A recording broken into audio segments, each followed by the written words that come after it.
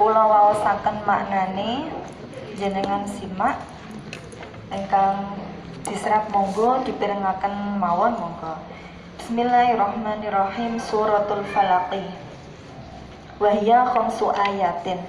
Terdiri dari 5 ayat. Bismillahirrahmanirrahim.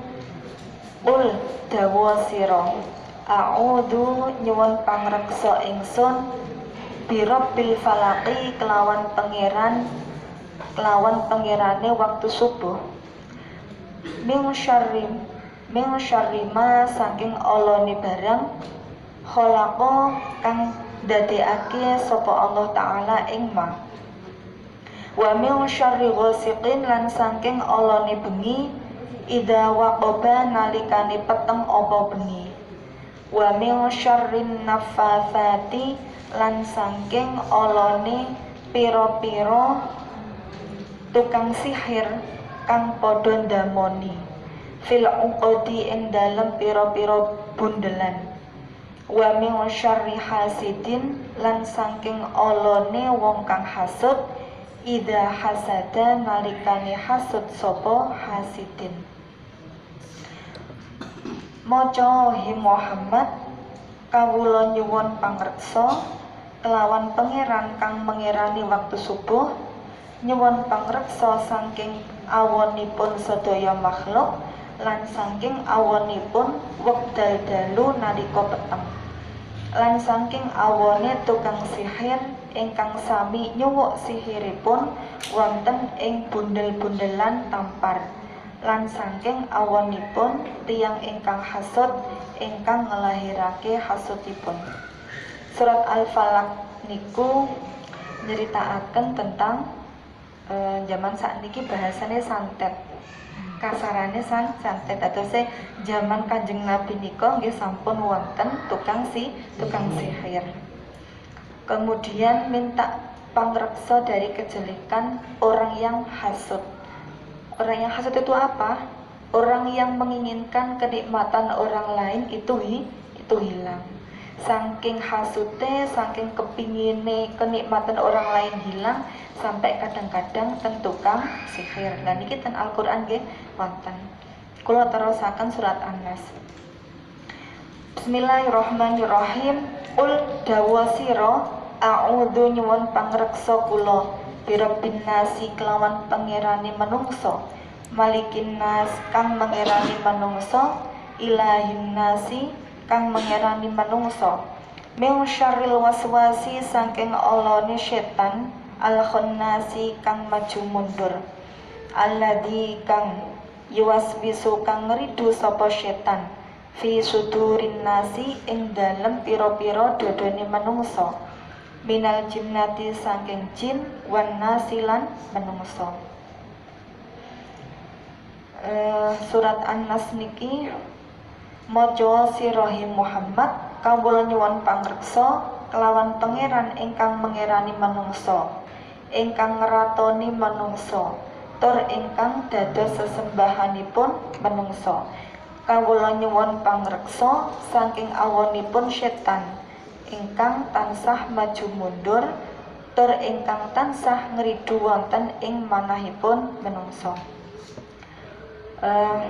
Ingkang saderenge penjelasan asbabun nuzule surat 2 niki Al-Falaq kali surat An-Nas niku disebut surat Al-Mu'awwidzatain, 2 surat untuk meminta perlindungan.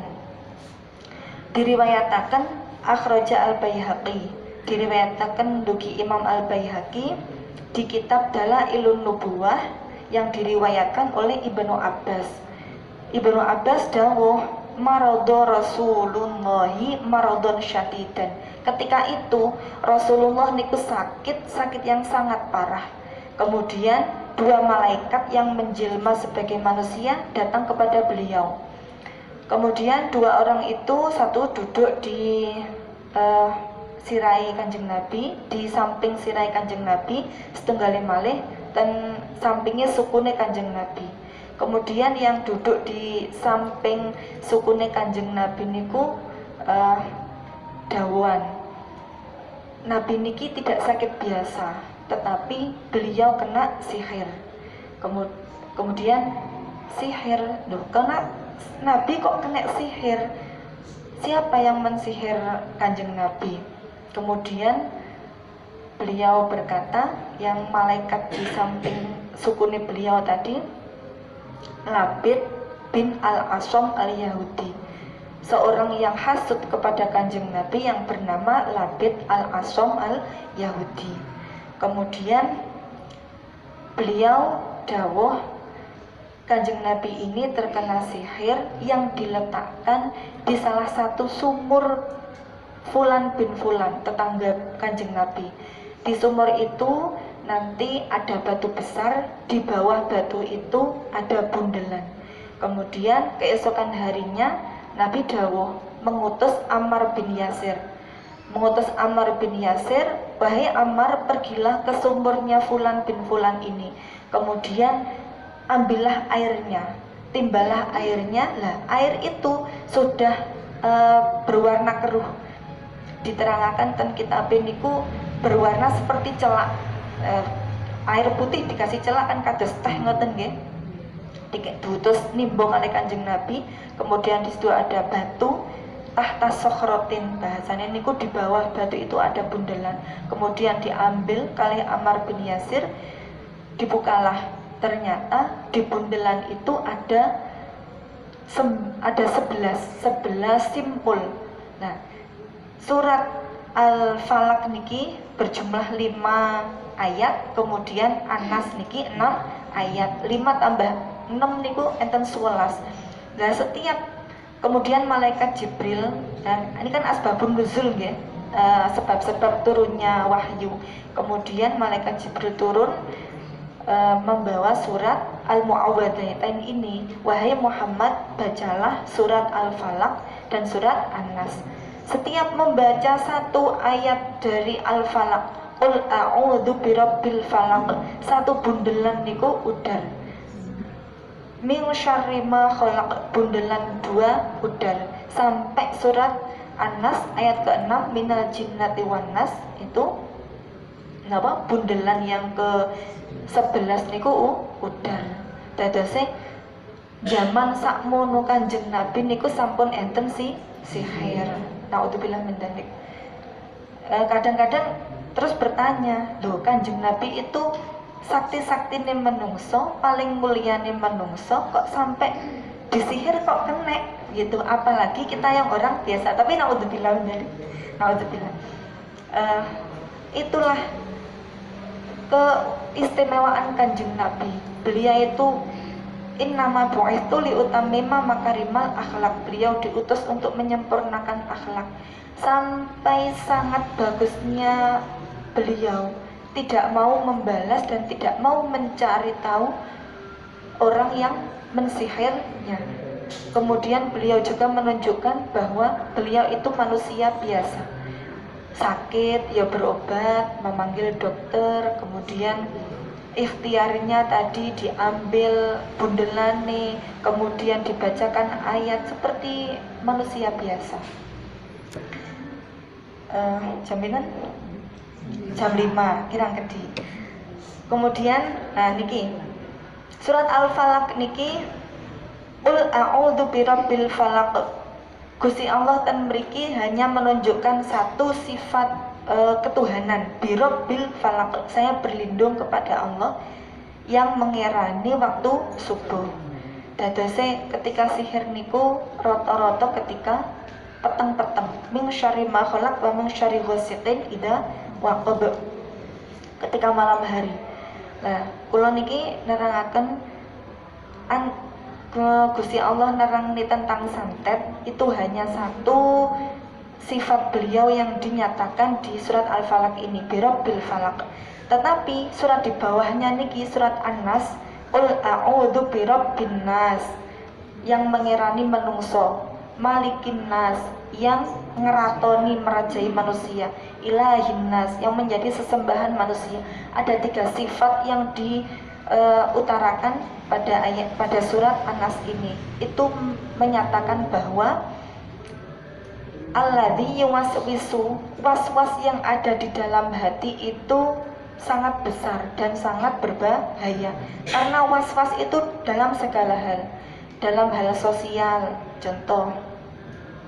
Contoh sing biasane nggih, misale mawon enten lari yatim, ket alit jenengan santuni sampai gede jenengan ragati wis nikah wis sugih kemudian lali kali jenengan, kemudian ten ati niku diutik-utik kali setan. Oh sakjane gak usah mbok ramut, ket biyen diramut saiki wis sugih kok lali. Nah itu contoh hal sosial. Lah niku ridune setan. Kita harus ditantang, dilawan. Bagaimanapun kita harus bangga punya kenangan sudah menjalankan perintah Gusti Allah, ajaran Kanjeng Nabi menyantuni anak yatim, yang bagaimana besok itu kita akan bersanding kepada dengan Rasulullah seperti misalnya jari itu seperti ini gandeng. Nah, memang setan niku selalu bisi, yuwaswisu, selalu bisi, tidak membiarkan kita sebagai orang muslim nyaman dengan ibadah. Kadang ibadah sing sudah aja kita lakoni niku diutik-utik, lapo jengker-jengker sholat sik panggah nginang ini uripmu. Kadang-kadang muncul seperti itu harus dilawan. Gak, iki perintai Gusti Allah, iki perintai Gusti Allah harus. Kemudian niki kali Yai pengarang Al-Ibaris niki diterangaken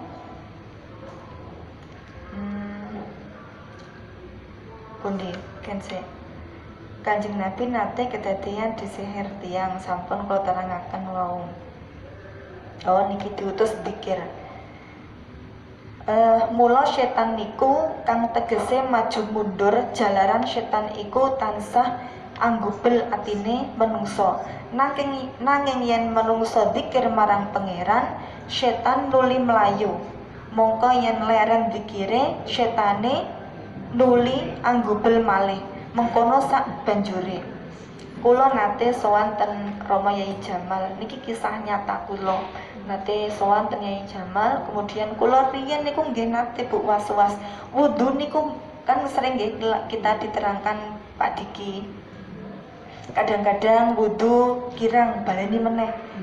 Akhirnya bolak-balik sampai kelomoh nggih. Lah kula nate seperti itu. Kemudian kula niku sowan kali Rama Yai. Didhawuhi Rama Yai, kula niku kados ditalkin. Allah ngoten. Terus didhawuhi nomor 1 sampeyan awakmu kudu dawaimul wudu. Batal wudu. Kenapa? Orang yang dawamul wudu selalu melanggengkan wudu dalam segala hal, masak, makan, minum, sekolah, berjalan, duduk, ketika batal langsung wudu lagi. Setan tidak bisa atau tidak berani mengganggu orang yang dawaimul wudu dalam jangka 3 meter pun boten wantun. Nomor 1 niku. Kemudian sholat bengi panjenengan pun ngajekaken nggih. Nomor 3 niki diutus dzikir terus. Ya kok ngejeng Bu, sholat bengi nggih. Insyaallah. Napa niki nomor 3 dzikir. Kalau ditampakkan tubuh kita ini seperti kaca, tenjerone atine kita ini bagaikan ada kata yang menjulur lidahnya ke seluruh saraf sampai kaki. Ketika hati kita dzikir Allah, ilate kata niku mlungker. Nah, ketika kita berhenti untuk dzikir, niku menjalar malih grogoti. Nah niku ketika grogoti niku setan gampang masuk bisik. Misalnya Abah Yai dawuh misalnya pegel istighfar astagfirullahaladzim, pegel sholawat shollallahu ala Muhammad, pegel nggih Allah melaku mudun, terus pokoknya sembarang eling. Kadang-kadang kita lupa eling malih, ini mboten napa-napa, memang latihan. Dan niku kersane ibarat sing enten kata tenjerone ati niku ilate kedah apa kersane mlungker terus mboten grogoti awak dhewe. Pun enten stanglet Bu. Nah, niku alladzi yuwaswisu fi sudurin nas niku sangat bahaya. Makanya sampai Allah menyantumkan di sini 3 sifat-sifat ketuhanan saking bahayanya yuwaswisu, harus dilawan. Wudumu gak sah wuduku, aku belajar nih Pak Diki kok gak sah. Nah seperti itu. Misalnya mandi junub bolak-balik niat sampai setengah jam, sak jam, rong jam jebeber tetep niat mawon gak sah kok kan dilawan. Wong niat nih kalau cukup nawaitul ghusla, nah pun nawaitul wudu'an ini cukup dibisi terus mboten sah, akhirnya bolak-balik. Tapi lengkap nggih langkung saya nawaitul ghusla li raf'il hadatsil akbari minal janabati napa awil napa minal haidi fardhon lillahi taala. Lah sak cidukan mawon cukup. Kadang-kadang bolak-balik saya biar niku namanya israf berlebihan. Pun mugi-mugi ingkang kula sampaiaken wonten manfaate. Amin. Bismillahirrahmanirrahim. Rabbi fa'fa'na bi barakatihim wahdinal husna bi hurmatihim wa amitna fi tariqatihim wa mu'afatihim minal fitani. Rabbi fa'fa'na bi barakatihim wahdinal husna bi hurmatihim wa amitna fi tariqatihim wa mu'afatihim minal fitani. Rabbi fa'fa'na bi barakatihim wahdinal husna